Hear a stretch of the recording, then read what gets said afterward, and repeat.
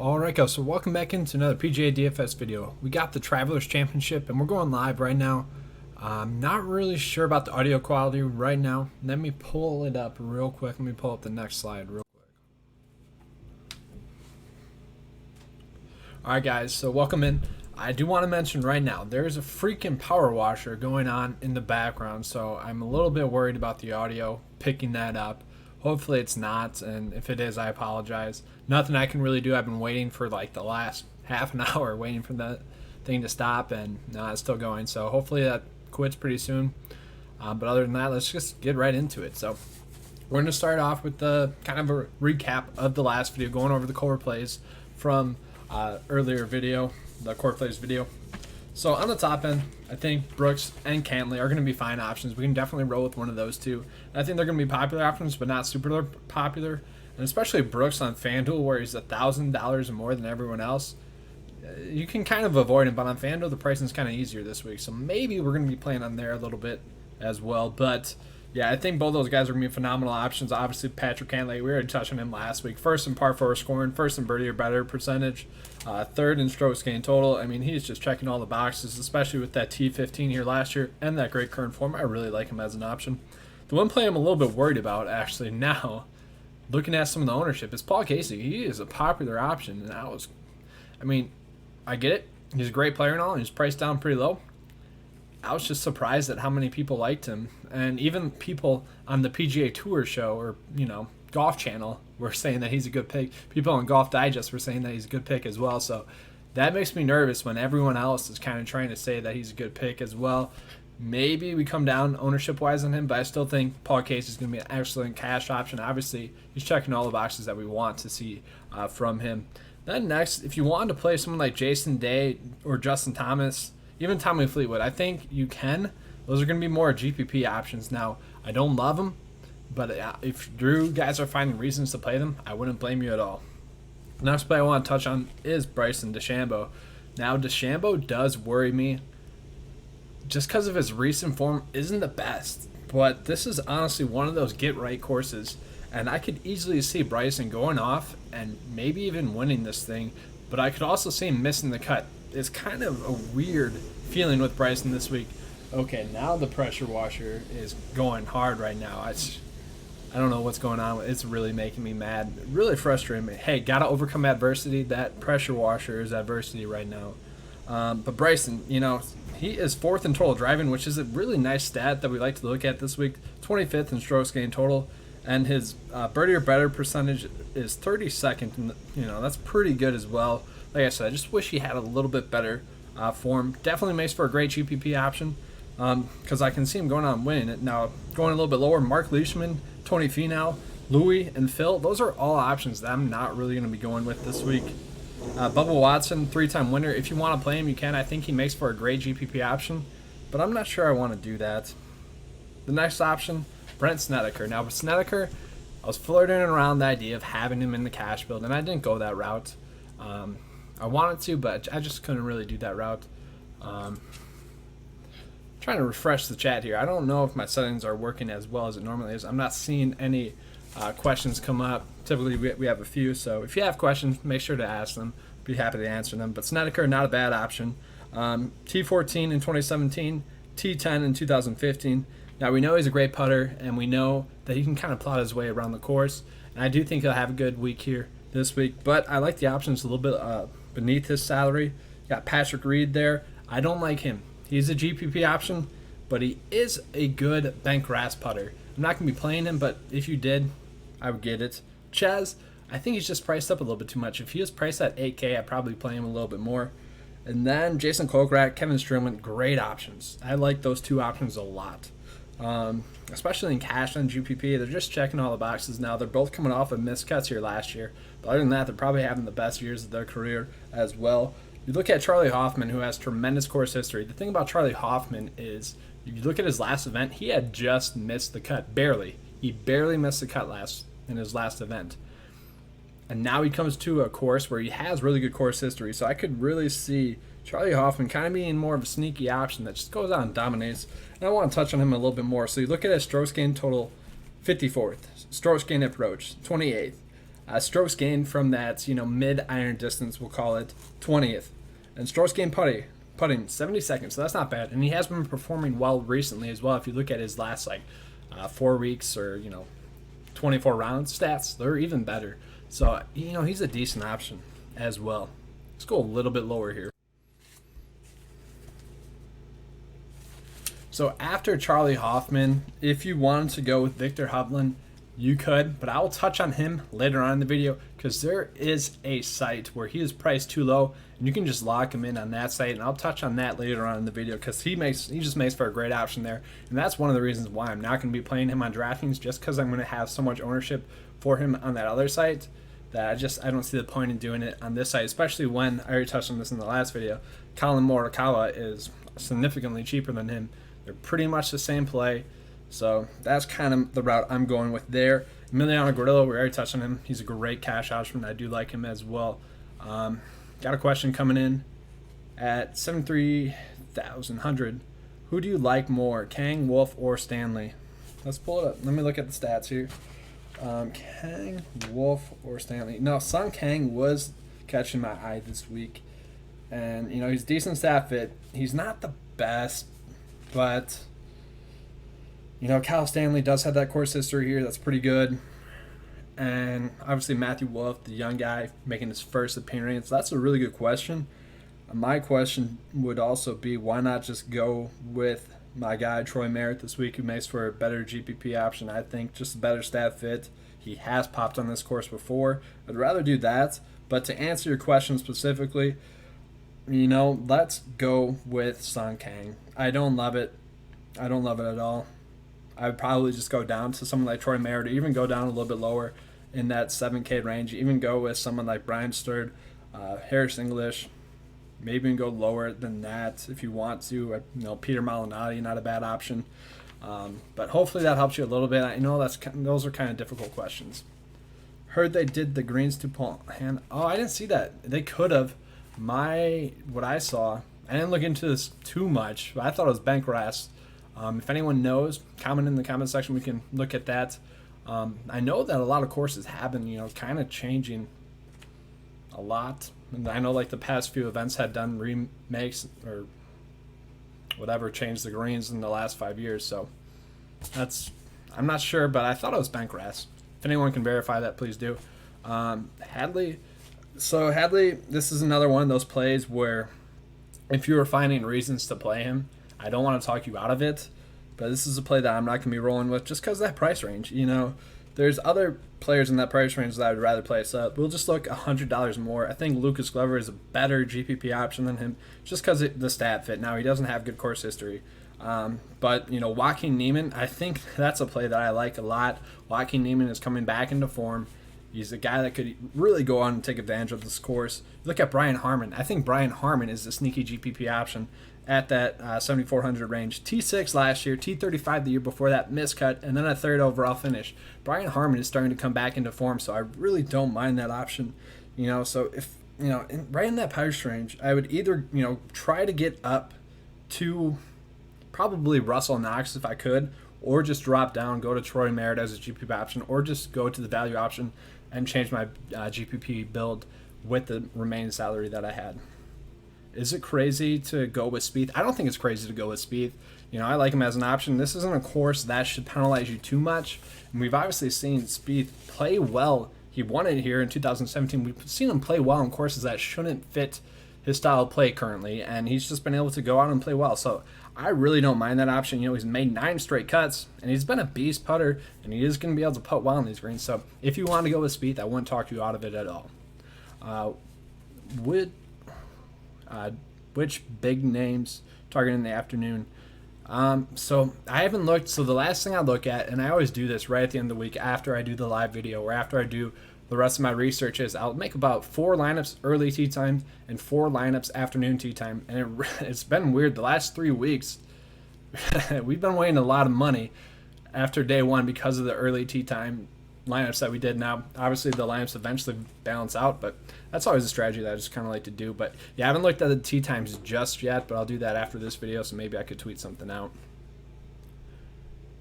Yeah, I'm not too worried about I'm not too worried about the distance traveled. Obviously, they had to go through customs. The players that went to the RBC Canadian Open, then they had to, go back. And, travel is just part of it. These guys are used to that, I think.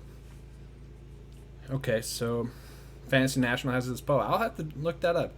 I looked at it before this, but that's interesting. What is GPP? No one really explains it to me right.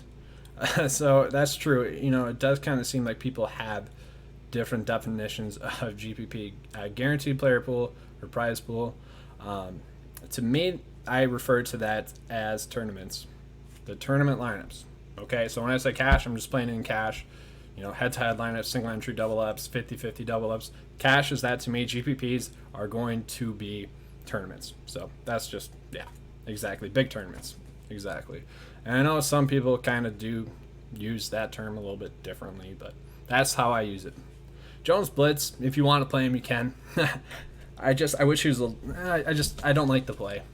That's one of those where I'm not going to talk you out of it. This is one of those guys that I had projected to make the cut. It's just not as likely as some of these other players, and he doesn't have as much pop as some of these other players. So Jonas Blitz, if you want to play him, I'm not going to blame you, but it's just not a play for me this week. I do want to touch on some of the key stats that we're looking at. So par 4 scoring, birdie or better percentage, ball striking, strokes gained putting, strokes gained approach, and also course history. I think that this is a course that we can really look at course history. I know a lot of people say that course history really isn't a thing, but I really think that is. Heck, I went back home this last weekend and played my home golf course. It's a really easy golf course, and I just sucked, okay? I play at my home course where I'm at now, and I'm like +3, which isn't bad. At this course, I kind of struggle. At my last course, I kind of struggle, and that's just kind of familiarity. You kind of get used to a certain way of playing at a certain course, and yes, you can break out and have a good week depending on how you're playing that week, but I do think course history is the thing, and that's a factor to me. So Justin Thomas, Mystica, and had extra rest. Jason Day, who played all 4 rounds. So, are you asking who I would take over Justin Thomas or Jason Day? Justin Thomas, he is a good stat fit, and I know what you're saying. He's a guy that's been injured and not been able to play well. I would maybe go with him just because of the stat fit, but, Jason Day, I do like him. He hasn't missed a cut here. Sorry, I was looking at Paul Casey. He had a T12 here in 2018 and missed cut the year before that. He's a pretty good stat fit as well. I think I'd go with Jason Day over Justin Thomas. And Bubba Watson, GPP-wise, I think he makes for a fine option, but I think I would just rather go up to Bryson if I could, or just try to go down to someone like Jason Kokrak or Kevin Streelman. That's kind of where I'm making my builds out. Thank you, Josh. I appreciate that comment, man. I do. Really appreciate that. So I do worry about the ownership of Casey and Grillo, and also even someone like Kevin Streelman. I saw him getting talked up quite a bit. This is a week where, so the RBC Canadian Open was a week where I really started to make more builds as the week went on, because I kind of saw some of the players getting talked up, and those weren't players that I was really targeting. And so because of that, I was able to have a pretty good week at the RBC Canadian Open, because I could tell that, some of these other people I give advice, they weren't talking about the players I was talking, or they weren't using the stats that I was using. And I really had a good week at the RBC Canadian Open because of that. It made more GPP lines because of that. Now this week is kind of seems like everyone's going off of the same people, and there's like a core section that everyone likes, and it really seems like Cantlay, Casey, Streelman, Grillo are those options. And now I'll probably be having a lot of those guys in my lineups, but I'm gonna be filling out the rest of my lineups with low-owned GPP plays. My favorite GPP option is probably Troy Merritt, just because he's a good stat fit, and we've seen him pop before. He's at a low price point and decent current form. So, I think that's the way to do it is if you have 4 popular options, you really kind of got to diversify and go a little bit lower owned. Get those 5% owned guys in there at the end. And honestly, the lower you're going to go with your value options, the less owned they're going to be. Peter Malinelli, Vaughn Taylor, both GPP options, value options that I like this week. And I think if you go with those guys, it's not going to be too bad for you. Yeah, no, I already touched on Spieth, but I'll touch on it again. Don't mind that, Nathan. So Spieth in GPPs, that's a play that I'm not going to talk you out of. Obviously, he has a good course history. He's been finding ways to make the cut, and played pretty decently well. So if you want to play Jordan Spieth. I'm not going to talk you out of it, especially he should be lower owned than Cantlay and Brooks, so not a horrible option if you want to play him. I know I ended up in Spieth's price range a couple of times and I couldn't get up to Cantlay or Brooks Koepka, so if that's kind of the reason you're asking as well, I get it. Yeah, Aaron Baddeley, if you want to play him, I do get that. Yeah, you could definitely go with him. Yeah, I don't mind that for a cheap play at all. Nothing really to it. We know he's a good ball striker, a good putter. He should play well at this course. More of a GPP option, obviously. All right, let's get into the FanDuel plays. I kind of like FanDuel this week, and I'll touch on it here when I pull it up. All right, so let's touch on it here. So obviously some of my favorite plays, value-wise, or just in general, you got Molinari, Kokrak, Streelman, and Cantlay. I like those options, and I kind of find it weird how little Kokrak's actually getting talked up. I already touched on it. Streelman, Grillo are all options that are getting talked up, but the other one, Kokrak, having a tremendous year, not really getting talked up. Kind of thought that was weird. But the play I want to touch on the most here is actually going to be Andrew Putnam. Now, Andrew Putnam is one of those plays where he's not the best total driver or ball striker statistically, but his secondary stats are pretty good. Let's pull it up here. So strokes gained total, 55th. Strokes gained approach, 55th. Strokes gained from that mid iron, 250 or T 28. Strokes gained putting, second. Birdie or better, T 35. Greens in regulation, 82nd. And he has made 4 straight cuts, decent recent form.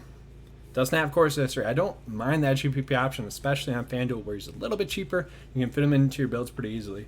Sanjay M in GPPs, yeah, he's a good stat fit, and he has had that rest. Sanjay had played a lot of events throughout this whole year. He had that week rest. I think Sanjay makes for pretty good GPP option. I don't have him in the player pool this week, but he was honestly the last. There's like a 5 at the end of my player pool that I was thinking about that I just couldn't fit in there because I needed to chop the player pool down a little bit, and he was one of those guys. So if you're gonna play Sanjay M, I get it. He's a great stat fit, and honestly, this is a course that he should play really well at. Now let's pull up Yahoo. All right, so Victor Hovland, this is where you play him. Okay, this is where you just lock him in. He's going to be highly owned, but I think that you got to go with him on Yahoo, where he is the minimum price. And they kind of did this with all those guys, Wolf, Colin, I forget his last name now, but they did that with those guys, and he is $20 on Yahoo, the minimum price. You look at his fairways hit and his greens in regulation last week, they're phenomenal. They're both in the top 25 last week at the U.S. Open at a harder course. He should be able to go out and play well. And, you do worry about the hype of it, get into him a little bit. But at this price point, I don't think we can, ignore that. And then also we got Harris English there, who's been playing some really good golf. I think on FanDuel and DraftKings you can play him as well, but I like the price point here on Yahoo a little bit more. Brian Harmon, I already mentioned him as a GPP option. I think if we're going to play him, Yahoo would be the place to do it. And you got Streelman and Strud there. Not a bad option. All right, going to be closing up here pretty shortly here. Let's get some more questions in if you guys have them. If not, I'm going to be logging out here shortly. As always, just want to touch on the Patreon page for this week. So we did our DK cash lineup. It's actually 77% right now, and that's per week. So we give you guys our cash lineup for each week, each contest, and that's the weekly cash rate. It's actually 77%. And then the total cash rate, because each week is going to be different, how much you should be entering your cash lineup into the contest for that week. So last week it was yellow green. We entered in quite a bit of contests, whereas this week it's yellow red. So we're not going to be entering into that many contests. We're doing this to hopefully benefit you guys a little bit more, and because of that, we've actually cashed in over 80% of our contest total, but not weekly. So that's kind of the difference in those stats. And then we're giving you guys our player pool, which we highlighted in the core plays video. Had a really good week with the player pool last week from core plays, high tier, and mid tier, and then filling it in with the low tier and the value plays. And then this week, we're only going to go with our top 12 plays. I really want to trim down the player pool this week because I think it's going to be a highly volatile week. We already know that contests or tournaments before and right after a major are a little bit more volatile. And so I'm kind of trying to trim down the player pool. So if I'm hitting on the right plays, it's going to be a really good week. And then also we give you guys our GPP lineup for Yahoo and also for FanDuel. Hey Nathan, so the link to the Patreon page will be in the link in the description below. I can post in the comments section as well. If you need that after this video is done going live, I can definitely post that for you. So just look for that after this video is re-uploaded after the live video. So look for that. Scott Brown, let's touch on him. So Scott Brown he's kind of like Harold Varner, where he makes for a decent GPP option any week, really, because he's a guy that kind of just goes off and is kind of a fantasy point player, where if he's having a good week, he's going to go out and get a bunch of birdies, and I don't mind him as an option. I'm not going to be going with him, but he's kind of, like I said, Harold Varner type, where one week he could just go out and die. Siwoo Kim, same thing, where he makes for a decent GPP option each week. Now, obviously, those two players are kind of the exact opposite, but I think you get what I'm trying to say. Are you doing a FanDuel cash lineup? I think I will. I've been working on it a little bit. I had Andrew Putnam in there as my 6th play. I'm trying to work that out to maybe get someone else in there. The thing that I like about FanDuel is typically what you get for your 6 players. I'm explaining this weird. So typically on FanDuel and DraftKings, I'll have 4 core plays that I like the most, and I'll try to play them in both contests. Now, it depends on their prices, but pretty much on FanDuel this week, I'm able to get Patrick Cantlay into my cash build, where on DraftKings, I have to go down to someone like Russell Knox in the cash build. Now, that's not who I'm going with on DraftKings, but for example, the price range difference is quite a bit, and that's one of the things about FanDuel is some weeks it's a lot easier to fit higher caliber plays on on FanDuel. All right, well, that's all I have for you guys. We're going to be logging out here or signing out, whatever. Any other questions before we get out of here?